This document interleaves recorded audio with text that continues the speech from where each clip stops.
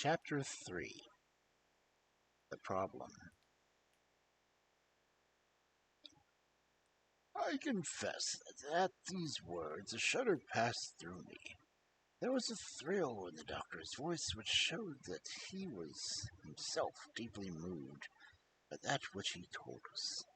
Holmes leaned forward in his excitement, and his eyes had a hard, dry glitter which shot from them. He was keenly interested. You saw this, as clearly as I see you, and you said nothing. What was the use? How was it that no one else saw it? The marks were some 20-some yards from the body, and no one gave them a thought. I don't suppose that I should have done so bad if I had not known this legend. There are many sheepdogs in the moor. No doubt, but this was no sheepdog. You said it was large. Enormous. But it had not approached the body. No. What sort of night was it? Damp and raw. But not actually raining. No. What is the alley like? There are 2 lines of old yearling hedge, high, impenetrable. The walk in the center is about 8 foot across. Is there anything between the hedges and the walk? Yes, there's a strip of grass about 6 feet broad on either side. I understand that the yew hedge is penetrated at the point by the gate. Yes, the wicket gate which leads onto the moor. Is there no other opening? None. So that to reach the yew alley, one either has to come down it from the house, or else enter it by the moor gate. There is an exit through the summer house at the far side. Had Sir Charles reached it? No, he lay about 50 yards from it. Now, tell me, Dr. Mortimer, and this is important. The marks which you saw were on the path and not on the grass. No marks would show on the grass. So they were on the same side as the path as the moor gate. Yes, they were on the edge of the path on the same side of the moor gate. You interest me exceedingly. Another point. What's the wicket gate closed? Closed and padlocked. How high was it? About 4 feet high. Then anyone could have got over it. Yes. And what marks did you see by the wicket gate? None in particular. Good heaven! Did no one examine? Yes, I examined myself, and found nothing. It was all very confused. Sir Charles had evidently stood there for 5 or 10 minutes. How do you know that? Because the ash had twice dropped from his cigar. Excellent. This is a colleague, Watson, after our own heart. But the marks? He had left his own marks all over the patch of gravel. I would discern no others. Sherlock Holmes struck his hand against his knee with an impatient gesture. If I had only been there, he cried. It is evidently a case of extraordinary interest, and one which presented immense opportunities to the scientific mind. That gravel page upon which I might have read so much had been long ere it had been smudged by the rain, defaced by the clouds of curious peasants. Oh, Dr. Mortimer, to think that you should have called me in. You have indeed much to answer for. I could not call you in, Mr. Holmes, without disclosing the facts to the world, and I would have already given my reasons for not wishing to do so. Besides, why do you hesitate? There is a realm in which the most accurate and most experienced of detectives is helpless. You mean that the thing is supernatural? I did not positively say so. No, but you evidently think it. Since the tragedy, Mr. Holmes, there's none that have come to my ears of several incidents are hard to reconcile with the settled nature of order. For example, I find that before the terrible event occurred, several people had seen a creature upon the moor which corresponds with this Baskerville demon, and which could not be possibly any animal known to science. They all agreed that it was a large creature, luminous, ghastly, and spectral. I have cross-examined these men, one of them a hard-headed countryman, one a farmer, one a farrier, and one a moorland farmer, all who tell the same story of this dreadful apparition, exactly corresponding to the hellhound of the legend. I assure you that there is a reign of terror in the district, and that it is a hardy man who will cross the moor at night. And you, a trained man of science, believe it to be supernatural? I do not know what to believe. Holmes shrugged his shoulders. I have hitherto confined my investigation to this world, he said. In a modest way have combated evil, but to take on a father of evil himself would perhaps be too ambitious a task. Yet you must admit, footmark is material. The original Hound was material enough to tug a man's throat out, and yet he was diabolical as well. I see that you have quite gone over to the supernaturalists. Now, Dr. Mortimer, tell me this. If you hold these views, why have you come to consult me at all? You tell me that you have the same breath that it is useless to investigate Sir Charles's death, and that you desire me to do it. I did not say that I desired you to do it. Then how can I assist you? By advising me as to what to do should Sir Henry Baskerville, who arrives at Waterloo Station. Dr. Mortimer looked at his watch. Exactly 1 hour and a quarter. He being the heir. Yes. On the death of Sir Charles, we inquired for this young gentleman, and found that he had been farming in Canada. From the accounts which we have reached us, he is an excellent fellow in every way. I speak now, not as a medical man, but as a trustee and executor of Sir Charles's will. There is no other claimant, I presume? None. The other kinsmen whom have been able to trace to Roger Baskerville, the youngest of 3 brothers, of whom is Sir Poor Charles was the elder. The second brother, who died young, is the father of this lad Henry. The third, Roger, was a black sheep of the family. He came to the old masterful Baskerville strain, and he was very much the image, and tell me, of the family picture of old Hugo. He made England too hot to hold him, and fled to Central America, and died there in 1876 of yellow fever. 1 hour and 5 minutes, I meet him at Waterloo Station. I have had to wire that he arrived in Southampton this morning.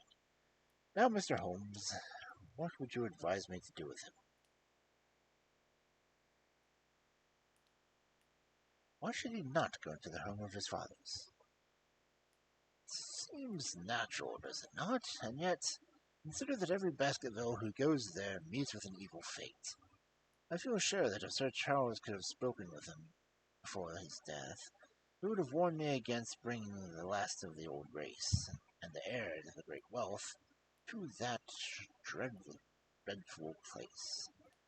And yet I cannot be denied the prosperity of the whole poor bleak countryside depends upon his presence. All the good work which has been done by Sir Charles will crash to the ground if there is no tenant of the hall. I fear at least that I should be swayed too much by my own obvious interest in the matter. That is why I bring the case before you, and ask your advice. Holmes considered for a little while. Put into plain words the matter is, he said.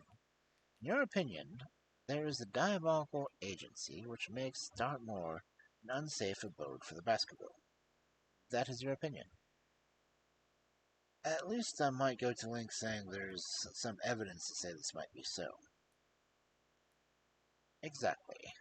But surely, if your supernatural theory be correct, it could work the young man evil in London easily as Devonshire. The devil with merely local powers like a parish vestry or be too inconceivable of a thing. You put the matter more flippantly, Mr. Holmes, than you would probably do if you were brought into personal contact with these things. Your advice, then, as I understand it, is that the young man will be safe in Devonshire as he is in London. He comes in 50 minutes. What would you recommend? I recommend, sir, that you take a cab, call off your spaniel, who is scratching at my door, and proceed to Waterloo to meet Sir Henry Baskerville. And then? And then you will say nothing to him about the matter. I have made up my mind about it. How long will you take to make up your mind? 24 hours. At 10 o'clock tomorrow, Dr. Mortimer, I will be much obliged to you if you will call upon me here, and it will only be of help to me in my plans if you will bring the future Sir Henry Blake Baskerville with you. I will do so, Mr. Holmes. He scribbled an appointment on his shirt cuff and hurried in his strange, peering, absent-minded fashion. Holmes stopped him at the head of the stair. One more question, Mr. Mortimer. You say that before Sir Charles Baskerville's death, several people saw this apparition upon the moors. 3 people did. Did any see it after? I have not heard any. Thank you. Good morning. Holmes returned to his seat with that quiet look of inward satisfaction that meant that he had a congenial task before him. Go ahead, Watson. Unless I can help you. No, my dear fellow. It is an hour of action that I turn to you for aid. This is splendid. Really unique for some of the points of view. When you pass Bradley's, would you ask him to send up a pound of the strongest shag tobacco? Thank you. It would be as well if you would make it convenient not to return before evening. Then I should be very glad to compare impressions as to one of the most interesting problems which have been submitted to us this morning. I knew that seclusion and solitude were very necessary for my friend in those hours of intense mental concentration during which he weighed every particle of evidence, constructed alternative theories, balanced one against the other, and made up his mind to which points were essential and which were immaterial. I therefore spent the day at my club, and did not return to Baker Street until evening. It was nearly 9 o'clock when I found myself sitting in the sitting-room once more. My first impression, as I opened the door, was that the fire had broken out, for the room was so filled with smoke that the light of the lamp on the table was blurred by it. As I entered, however, my fears were set at rest, for it was acrid fumes of strong, coarse tobacco which took me by the throat and set me coughing.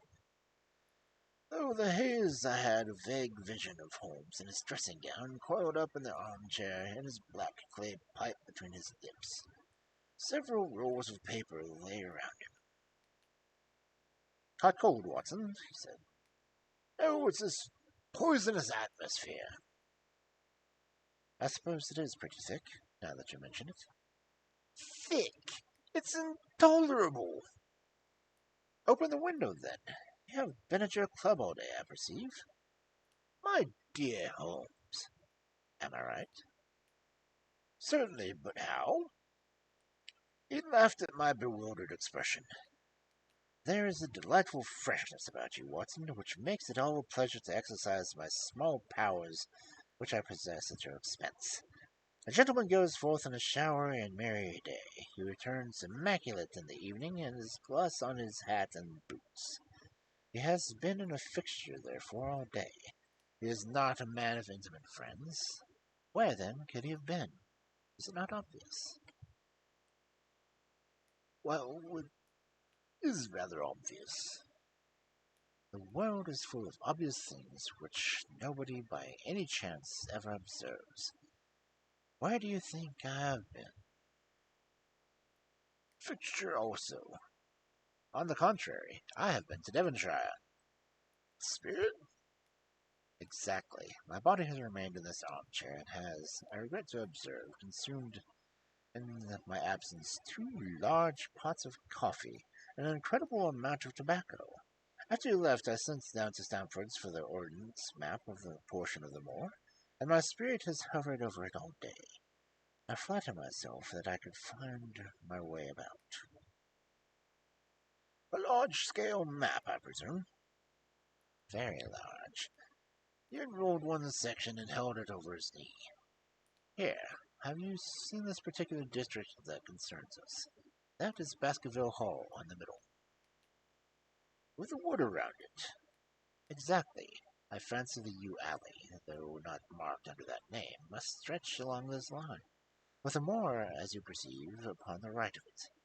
A small clump of buildings here is the hamlet of German. Buildings here, where our friend Dr. Mortimer has his headquarters.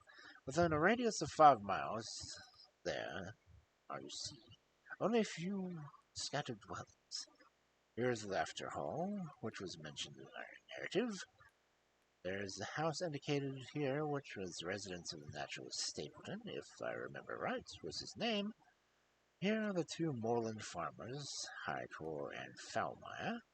Then 14 miles away, the great convict prison of Princeton.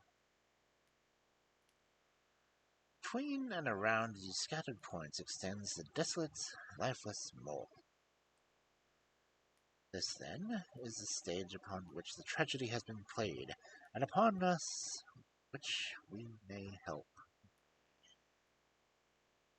"It must be a wild place." "Yes, the setting is of a worthy one. The devil did desire to have a hand in the affairs of men." "Then are you yourself inclining to the supernatural explanation?" "The devil's agents may be of flesh and blood, may they not? There are 2 questions waiting for us in the South. The one is whether any crime has been committed at all. The second, what is the crime and how is it committed? Of course, if Dr. Mortimer's surmise would be correct, and we are dealing with the forces outside of the ordinary laws of nature, there is an end of our investigation. But we are bound to exhaust all other hypotheses before falling back upon this one. I think we'll shut that window again, if you don't mind. It is a singular thing, but I find that the concentrated atmosphere helps my concentration and thought. I have not pushed it to the length of getting into a box to think, and that is the logical outcome of my convictions." "Have you turned the case over in your mind?" "Yes, I've thought a great deal about it in the course of the day." "What do you make of it?" "It is bewildering. It is certainly a character of its own. There are points of distinction about it. Change into the footprints, for example. What do you make of it?" Mortimer said that the man had walked on tiptoe down that portion of the alley. He only repeated what some fool had said at the inquest. Why should a man walk on tiptoe down the alley? What then? He was running, Watson. Running desperately. Running for his life. Running until his heart burst and he fell dead upon his face. Running from what? There lies our problem. There are indications that he was a man that was crazed with fear before he ever began to run. How can you say that? I am presuming that the cause of his fears came to him from across the moor. If that were so, seems most probable only a man who had lost his wits would run from his house instead of towards it. If the gypsy's evidence may be taken true, he ran with the cries of help in the direction where help was least likely to be. Then, again, whom was he waiting for that night? Why was he waiting for him in the yew alley rather than his own house? Think that he was waiting for someone. The man was elderly and infirm. We can understand his taking an evening stroll, but the ground was damp and the night was inclement. Is it natural that he should stand for 5 or 10 minutes, as Dr. Mortimer, with his more practical sense than I should have given him, for deducted from the cigar ash? But he went out every evening. I think it unlikely that he waited at the moor gate every evening. On the contrary, the evidence is that he outsited the moor. That night he waited there. It was night before he made his departure for London. The thing takes shape, Watson. It becomes coherent. Might I ask you to hand me my violin? We will postpone all further thought until after we have had the advantage of meeting Dr. Mortimer, Sir Henry Baskerville.